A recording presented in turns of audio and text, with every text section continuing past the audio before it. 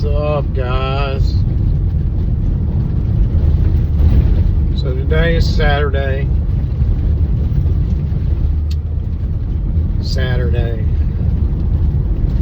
the last day of work for me. So my FMLA starts on Monday the 14th. So feels kind of weird. I've never been not working, you know. I mean, other than when I was out for flu or something like that. So we went to the doctor the other day, and this was the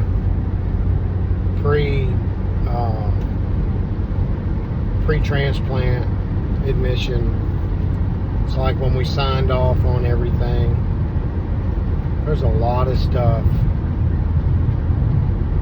The down and dirty for all the transplant stuff. I don't even know where to begin. First of all, I want to say that all of this, all these videos are because I haven't found anybody that has posted anything on YouTube about MDS, AML, pre-leukemia, nothing. Other than, there's a few doctors on there. I mean, there's a lot of stuff that doctors are posting, but never anybody that has actually gone through it. So there's all that stuff out there about chemo, but nobody that's ever had it for 6 days straight. So come find out when I got my schedule, I'm going to get it for actually, I'm going to get it for 8 days, but I do 6 days, then I do the radiation, and they start the stem cell, and then I can't remember exactly when it is. I get chemo a couple of days after that. So I'm meeting with this guy, this Dr. Al-Kadimi, and I'm wanting to try to go back to work after the 100 days. Well, he's like maybe closer to 6 months, and it's like money's gonna run out, sick time will run out. I mean, they said I could request more sick time at work. I'm hoping that'll bridge the gap to get me to where I need to be able to go back to work. So, first of all, I don't fit the block that normally other patients are not worried about going back to work because most of them are old enough, they're already retired. So that's one thing. So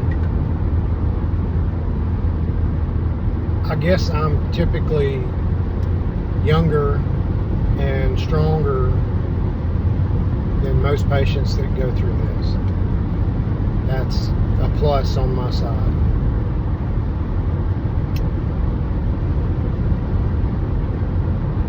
the whole thing about me, it doesn't fit the.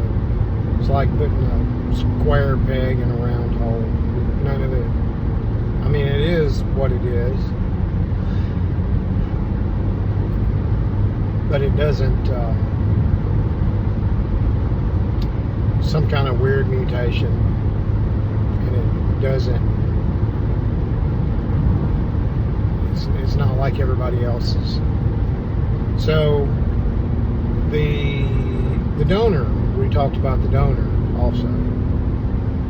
The donor is from Europe. He's from Germany, and typically they don't use donors from that region of the world, because they had that mad cow thing a while back. But they're going to use this guy anyway. They said that he's been tested for everything, you know, everything, and he's coming up clean. So he has no disease whatsoever. So, you know, they won't let a donor donate if they've got something that's going to make the recipient sick.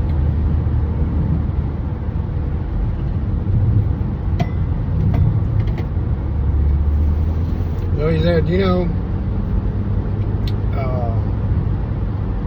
no cutting grass. You can get a bacterial infection.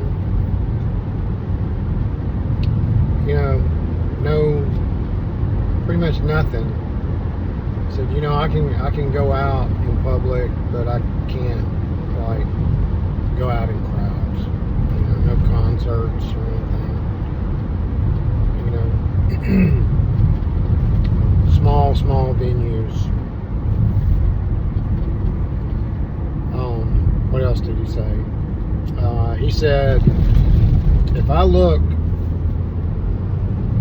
in 3 months like I look right now, he said, we'll consider letting you go back to work. If you bounce, basically he's saying, if you bounce back super fast,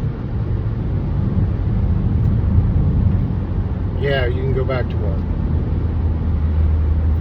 So we're hoping for a supernatural grace of God surrounding me, protecting me from all this stuff. That's what I'm praying for, guys. A supernatural walkthrough, because I'm depending totally on God to get me through this. There's a show that I don't think it's on anymore. It was like a series about Jesus when he was a child. So the leaders, Sadducees, whatever, you know, they were talking to him, and they were asking him all these questions. And they thought he was wrong, and it was like, you know, I'm gonna find that video, and I'm gonna post a link to it in the more or the comment section or whatever. So they were asking him all this stuff, you know, and it was like, Jesus is a carpenter. He told Noah how to build the ark.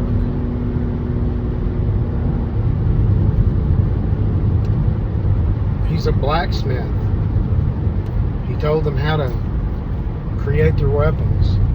He's a master. He's a master doctor, physician. He's the great physician.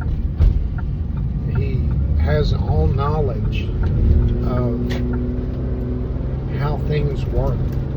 man got their knowledge from God. You know, it's like people do not realize we just didn't evolve from a thing in a mud pile. I mean, we were created by a supernatural being. Anyway, that's where I'm at. I'm depending on Him, trusting Him, and we're going to walk through this with a cape, shroud wrapped around me, protecting me. We'll see how it looks in a month, but I'm believing He's going to take care of me. What was some of the other things? It was kind of strange. So Monday, day before I get my Hickman implant, they want me to, they gave me these big old jugs. They're urinals. I'm supposed to do a 24-hour urine specimen because they want to make sure my creatinine, whatever, my kidney function is normal. So they want 24 hours of my pee. What else? I did a nose swab the other day. They drilled all the way to my brain. I'm not sure exactly what they're swabbing for. Flu, cold, whatever. They don't want me to be sick going in because they're going to wipe out my immune system. The day that I get the Hickman, which will be Tuesday, they want me to do a self-COVID test there at the clinic. But, you know, I'm going to be all gorked out and doped up. They said you can do it before or after. And I thought, well, probably need to do it before if I'm going to do a COVID test. Because I'm not going to want to do that afterwards. Yeah, so I got to do it. You know, they haven't contacted me about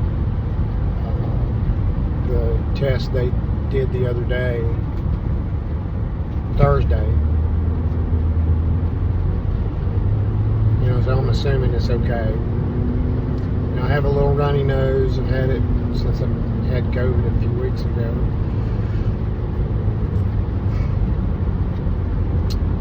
I had to sign a whole bunch of papers, acknowledging this, acknowledging that. You know, I told you about the donor thing, the urine thing. It's kind of strange, but you know, what else?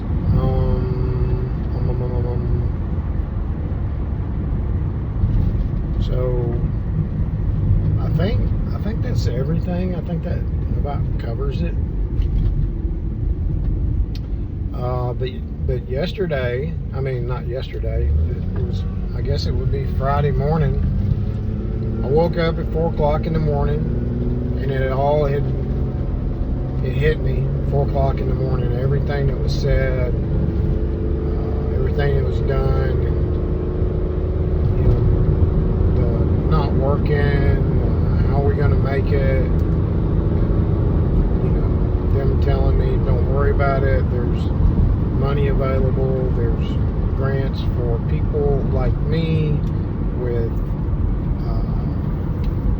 this crazy disease.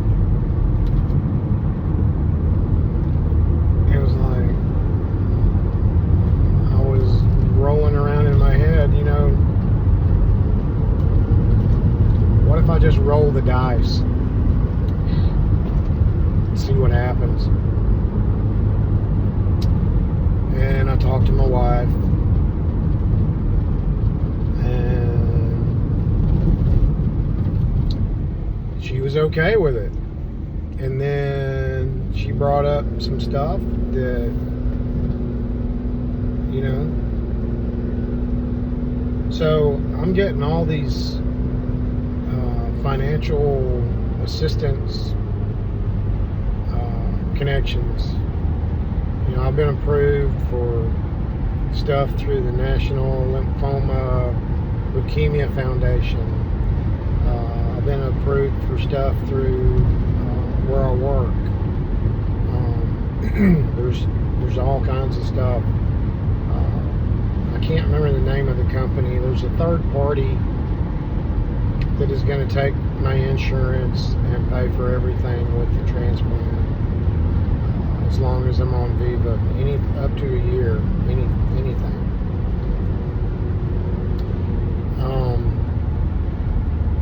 And this stuff might not be available next time. You know, if I wait till it converts, and, you know, they may not be able to get rid of it or whatever, and the money grants and stuff may not be available. So these are things that are available to you. I don't know if there's any. I know there's people out there that has what I've got. I don't understand why there's not more people seeing this stuff on YouTube. I don't understand why I'm not getting more views, because I think they said the numbers were like 200,000 a year were diagnosed with what I've got. This channel is dedicated for AML, Myelodysplastic Syndrome. Maybe I'm not using the right name for the channel. I'm gonna ponder on that for a little while. Maybe come up with something that will help in the search. Because if they're putting in MDS, you know, maybe that's what I need to be doing. I'm not sure. If there's anybody out there that has any suggestions, please let me know. Put something in the comments. You know, a better name for the channel to bring it up for a search, because I really want this to be a ministry to other people that are going through this, so that maybe it will help them know what's happening, or what could happen when they get ready to. I know a lot of them, you know, I watched this video 10 years ago, or I watched a video from 10 years ago, and their doctors told this lady there's no cure. You know, you're gonna die. You know, and I don't know if stem cell transplant was a big thing back then. You know, it's like that. You know, but you know, these older patients, you know, they may not be searching on YouTube looking for stuff. I don't know. Maybe YouTube is for the younger crowd. But I'm trying to put information on there that will help, or at least make you feel better a little bit on the inside. You know, if you've been diagnosed with this stuff. So mine is a kind of a weird case. It meets all the low blood cells, the low platelets, the low white cells, all that stuff. You know, the red cells are not that. I mean, they're under the mark. The white cells are under the mark. The platelets are the ones that are really in the tank. But there's some strange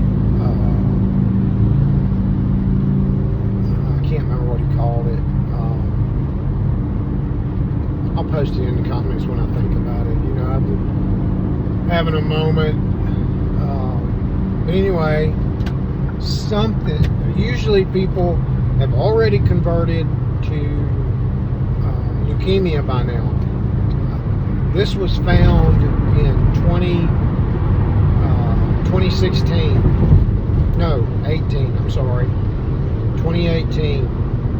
So we're 18, 19, 21, 2, 3, 4. We're 6 years in. And it should have already turned into leukemia, and you know, it's the grace of God it has not. The worst thing that I just feel malaise, I guess is the word. You know, lethargia. You know, I'm okay first getting up. Or sometimes I feel really tired getting up, and you know, as the day goes on, I'll feel better, and then by the end of the day, you know, I'm done. You know, I could not work on an ambulance now. Lifting people, I mean, if I had to, I guess I could, but I couldn't do a whole lot of heavy lifting. You know. But the process for me has been slow and has not turned out to be as fast as normally it is. Usually in 2 years it converts into leukemia. So I feel like God has had his hand on me, keeping me, holding this stuff back. So y'all pray for me, because it's happening. Today's the last day at work. I got some stuff to do tomorrow. I got something I got to take care of Monday, and Tuesday we go in, bam, get a chest tube, or not a chest tube, but a Hickman catheter. And then Wednesday we're in the hospital, and they did say the chemo, one of them was an hour or hour and a half transfusion, and one was a 30-minute transfusion. I'm getting 2 transfusions, and so many days in, I think 5 days in, they're going to start giving me a bunch of antibiotics and anti-graft medication, and that's when stuff is starting to get down to ground zero, because all my platelets, red cells, I'm not going to be making any, because they're killing the system that makes all that stuff. They're burning it out, and I will be susceptible to infection, bleeding, and who knows what. But I'm praying for supernatural protection, the grace of God to help me go through this. And I'm going to be posting, you know, like I said, when I feel like it, I'm going to be posting from the hospital how things are going, and you know, how this chemo is actually making me feel. He did say it's a lesser chemo, and the nausea, vomiting might not be so bad. And he also said they give you like a shot for nausea that lasts like 3 days, and if it's not helping, then they give you mega doses of Zofran. If I'm not eating, I'm not feeling good, you know, I get a banana bag. Or if these mouth sores actually, if they appear, they can be anywhere from mild to